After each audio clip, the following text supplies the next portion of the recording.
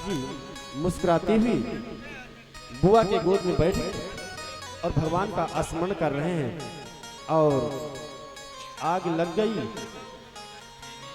होलिका नाम राक्षसी जल करके भस्म हो गई। भक्त प्रहलाद जी भगवान का भजन करते हुए बाहर आए। हिरण्याकश्यप देख करके चकाचौंध हो गया, नेत्र लाल हो गए और फड़फड़ाने लगी। मारे क्रोध के आग बबूला हो गया कि अब मैं क्या करूं। जो वरदान भी झूठा हो गया, बच गया। अब विचार करने लगे।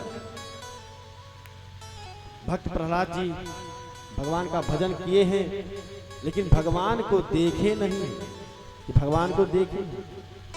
विश्वास है लेकिन देखे नहीं।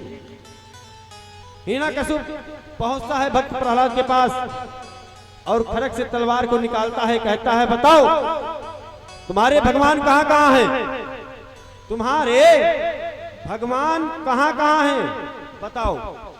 भक्त प्रहलाद जी कहते हैं बाबा कि हमारे भगवान सब जगह है, जहां प्रेम से बुलाओ वहीं है। हरि व्यापक सर्वत्र समाना, हरि व्यापक सर्वत्र समाना, हरि व्यापक सर्वत्र समाना। प्रेम प्रगट होई मैं जाना, प्रेम प्रगट होई मैं जाना। हरि व्यापक सर्वत्र समाना, हरि व्यापक सर्वत्र समाना। प्रेम प्रगट होई मैं जाना, प्रेम प्रगट होई मैं जाना। और हिरण्याकश्यप ने कहा बताओ तुम्हारे भगवान कहां हैं? भक्त प्रहलाद जी ने कहा कि पिताजी भगवान हमारे आपके अंदर भी हैं, मेरे अंदर भी हैं, सब जगह हैं। लेकिन एक अच्छी बात यह है कि हिरण्याकश्यप ने वरदान तपस्या करके बहुत मांग लिया था, इतना वरदान मांग लिया था। लेकिन याद रखना कि जो गुरु रहते हैं वह सब कुछ देने का प्रयास करते हैं, लेकिन कुछ बातें होती हैं जो नहीं मिल पाती है। वरदान सब कुछ मिला। क्या वरदान मांगे थे कि 12 के 12 महीने में हमारी मृत्यु ना हो, ना दिन में हो ना रात में हो,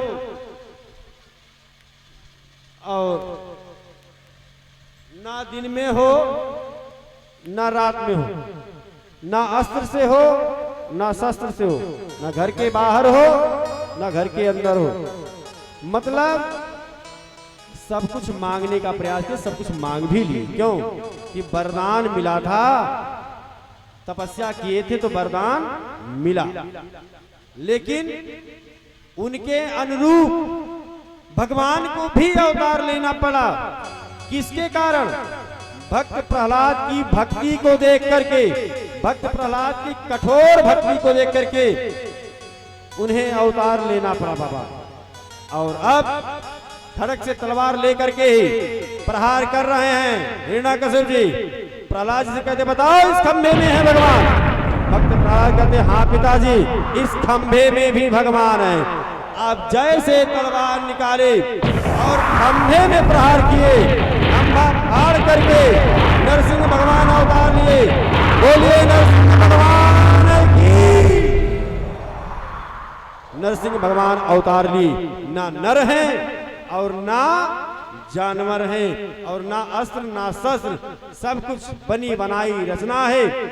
और लिए हिरण्याकश्यप देख करके चकाचौंध हो गया, पकड़ के खींच लिए और घर के दरवाजे पर बैठाए। जो 3 वर्ष में 1 महीना बढ़ता है जिसको हम लोग कहते हैं मलमास, मलमास पुरुषोत्तम मास, वही महीना था। घर के दरवाजे पर आधा शरीर बाहर आधा अंदर, ना जमीन में ना आसमान पे, नरसिंह भगवान के जंघे पर। और ना दिन है ना रात है, गौधूली बेला का समय है, रात्रि छुआई दे रही है महाराज। बड़ा अच्छा अवसर है, बड़ा अच्छा समय है। इतने में सब कुछ वरदान के अनुरूप समय को देखते हुए नरसिंह भगवान अपने जंघे पर लिटाए और अपने हाथ के पंजों के द्वारा, बड़े बड़े नाखून के द्वारा हिरण्याकश्यप के वक्षस्थल को निचोड़ दिए महाराज, उसको मुक्त कर दिए और भक्त प्रहलाद के कारण उसकी मुक्ति हो गई। आकाश से पुष्पों की वर्षा हुई, सभी जगह जय जयकार होने लगी। नरसिंह भगवान भक्त प्रहलाद जी के पास जाते हैं, हे प्रभु, हे भक्त, मुझे आने में विलंब हो गया है, मेरे आने में आपको बहुत दुख झेलना पड़ा, बहुत दुख पाए हो, इसलिए क्षमा चाहते। धन्य आज मेरे भगवान, मेरे ठाकुर जी, आज भगवान भगत के बस में है, लेकिन कोई बांधने वाला चाहे तब। अब ऐसे बाबा कथा सुना दे कि भगवान भगत के बस में हैं, तो भगवान बंधेंगे थोड़ी, लेकिन हाँ प्रयास करोगे, भक्ति दिखाओगे, भगवान बंध जाएंगे, कोई संदेह नहीं है। अब और भी नहीं हुआ, और इसीलिए कहा गया है कि पुत्र एक हो, लायक हो, 10 हो, नालायक की जरूरत नहीं है।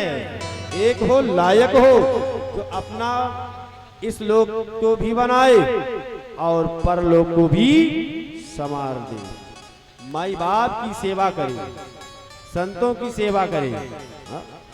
आइए आज की कथा भक्त प्रहलाद जी की सुंदर कथा, और हाँ एक विशेष सूचना आप सबसे कहेंगे।